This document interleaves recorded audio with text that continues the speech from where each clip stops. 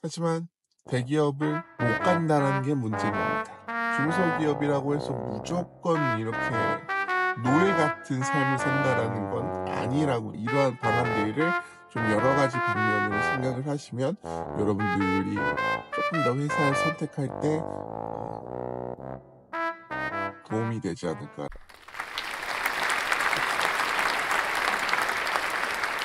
안녕하세요. 저는 취업 컨설턴트 10년차 취업의 신쌤입니다. 오늘은 여러분들이 가장 많이 고민하는 대기업에 갈 것이냐, 중소기업에 갈 것이냐, 이 부분에 대해서 한번 알아보는 시간을 가져보도록 하겠습니다. 일단은 저는 이렇게 생각해요. 간단하게 대기업이 좋습니다.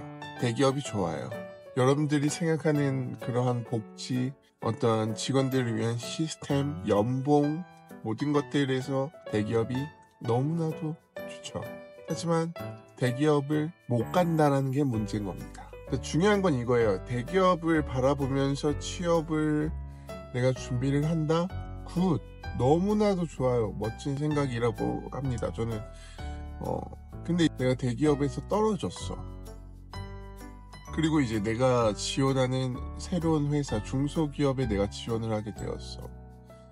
근데 중소기업에서는 뽑아주네? 근데 난 대기업에 가고 싶은데. 그러니까 이런 상황들을 많은 분들이 겪고 있으세요. 내가 원하는 거는 대기업이지만 그러지 못하게 대기업에서는 떨어지고 중소기업에서는 나를 붙여주는 이런 상황. 자, 이런 상황에서 또 고민을 합니다. 회사 생활 처음에 어디에서 시작하냐에 따라서 앞으로의 어떤 많은 것들이 바뀔 텐데, 지금 당장 중소기업에 합격했다고 해서 내가 중소기업으로 지원을 해버리면 나중에 대기업에 못 가지 않을까? 이런 고민들을 많이 하시는데, 명확하게 답을 말씀드리면, 내가 대기업 떨어졌다? 근데 중소기업에든 붙었다? 중소기업 가십시오. 그리고 경력 쌓으세요. 대기업이 채용률이 계속해서 떨어지고 있죠. 그리고 대기업에 합격하신 분들을 보면은 대부분 다 중고 신입입니다.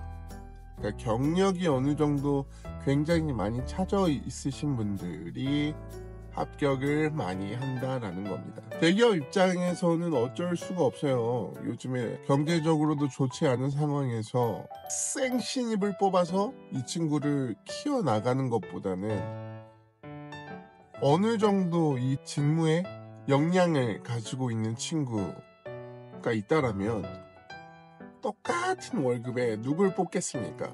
직무 능력을 가지고 있는 이 친구를 조금 더 선호하겠죠. 이거는 뭐 여러분들이 회사 대표의 오너라고 한번 생각해 보십시오. 그렇지 않겠습니까? 근데 이게 참 역같은 거예요. 근데 이렇게 되면은 그럼 도대체 신입들은 어디에서 경력을 쌓냐? 그냥 일반 중소기업 다니면서 경력을 쌓은 다음에 그 다음에 꼭 대기업에 진출을 해야 되냐? 뭐 이러신 분들도 많이 있겠지만 전 그게 맞다라고 생각이 듭니다. 내가 지금 현재 대기업에 갈 수 있는 능력치가 없어. 아무리 생각해도 내가 중고 신입들을 이길 방안이 없어 라고 한다면 중소기업에서 경력 쌓아야 합니다. 그렇다고 해서 중소기업에서는 저 경력만 쌓는 용도로 그 회사에 다닌다? 라는 건 아니에요. 중소기업에 다니면서 여러분들이 되게 많은 시야를 또 가질 수 있습니다. 그런 말들이 있거든요. 대기업에 가면은 또 그 안에서 연결되는 연결고리를 통해서 계속해서 좋은 회사들만 이렇게 알아갈 수 있고 좋은 회사들에만 취직할 수 있다. 이렇게 생각하시는 분들 되게 많거든요. 근데 저도 어느 정도는 공감을 해요. 하지만 꼭 그렇지만도 않아요. 대기업은 하나의 직원이 부품이라고 많이들 표현을 하는데, 우리가 시계가 이렇게 있으면 시계에 톱니바퀴들이 있잖아요. 근데 그 톱니바퀴 중에 내가 하나일 뿐이야. 그렇기 때문에 다른 톱니바퀴와 내가 함께 돌아가면서 무언가를 만들고 생산해 나가는 거지, 내가 전체적으로 그 회사의 모든 것들을 통달해서 회사를 운영하는 건 아니거든요. 하지만 중소기업에서는 조금 다른 개념의 일을 하게 됩니다. 내 자체가 이 톱니바퀴를 굴리는 하나의 스위치라고 생각하시면 돼요. 그렇다 보니까 여러 가지 일들을 손쉽게 배울 수 있죠. 그리고 이 여러 가지 일들을 배우면서 내 직무 혹은 내 산업군에 대한 다양한 시점과 시선과 그리고 필요한 능력들을 얻을 수가 있습니다. 그렇기 때문에 중소기업에 저는 취업하는 것들을 굉장히 나쁘지 않다라고 보거든요. 근데 또 단점이 있죠. 중소기업에 취업을 하면은 연봉이 적다, 일이 너무 많다. 중소기업에 한번 다니면 그 중소기업 그 바운더리 안에서 나아질 수가 없다. 더 높은 곳으로 갈 수가 없다. 어느 정도는 맞는 말입니다. 중소기업에 가면 일을 많이 하게 되는 거 맞죠. 중소기업에 가면 연봉이 적은 거 맞죠. 내가 중소기업에 간다라고 해서 계속 내 인생은 중소기업이야 라고만 생각을 하진 않으셨으면 좋겠어요. 그렇다고 중소기업 자체가 너무나도 안 좋은 곳들이냐? 꼭 그렇지만도 않아요, 여러분들. 뭐 이거는 진짜 케바케입니다. 케바케. 자, 대기업이라는 A라는 회사가 있고 중소기업이라는 B라는 회사가 있어요. 근데 이 A라는 회사는 연봉도 많이 줘. 그리고 뭐 복지도 좋아. 되게 좋아요. 하지만 연봉을 받는 만큼 그만큼의 일을 하게 만들어요. 네, 정말 그 회사에서 연봉을 책정할 때 한 사람에게 그 연봉의 2배 혹은 3배, 4배 이상의 성과를 얻으려고 돈을 투자하는 겁니다. 회사에서. 근데 대기업에서 내가 뭐 연봉을 뭐 4천만, 5천만 원 받는다. 그러면 그 이상의 일을 해야 된다라는 거예요. 그렇기 때문에 실질적인 실적에 대한 압박감이 굉장히 높을 수가 있죠. 자, 그럼 B라는 중소기업은 어떠냐? 내가 받는 월급이 조금은 작기 때문에 그렇다고 일을 내가 적게 하냐? 또 그건 또 아니지만 하지만 대기업만큼의 어떠한 큰 짐들은 조금 덜할 수 있다라는 겁니다.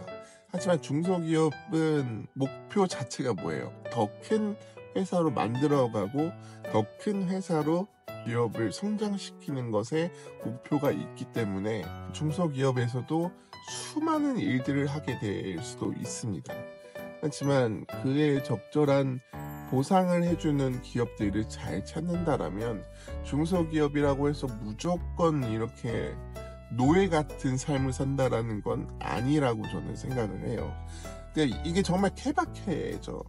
회사마다 어느 회사는 무조건 좋다, 어느 회사는 무조건 안 좋다 이렇게 보는 건 이거는 본인의 어떠한 능력과 연결을 시켜서 찾아봐야 되는 해결점이라고 생각을 합니다.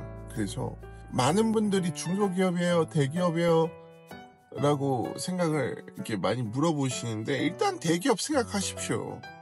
일단 대기업 생각하고 대기업 지원하십시오. 그러면서도 중소기업, 중견기업 뭐 아니면 스타트업 같이 지원하십시오. 우리 복수 지원해도 상관없잖아요. 같이 지원하십시오. 그래서 내가 대기업에 떨어졌다? 그렇다면 내가 1년 정도는 더 투자해서 한 번 더 도전해 볼 만한 가치가 있느냐, 그만한 나의 능력이 있느냐라는 것들을 객관적으로 평가를 한번 내리시고요. 만약에 그렇지 않은 것 같다라면 중소기업에서 본인을 뽑아간다라면 아이고 감사합니다 하고 일단은 일을 시작하는 것이 저는 조금 더 맞는 케이스다라고 생각을 합니다. 이게 모든 사람들에게 다 포함되는 이야기는 아닐 수 있어요. 본인들마다 상황들이 다르기 때문에. 하지만 뭐 대기업이 좋아요, 중소기업이 좋아요, 어딜 먼저 가야 돼요 라고 이야기하는 것들에 대한 통괄적인 답을 내리자라면 중소기업, 대기업 다 지원해라.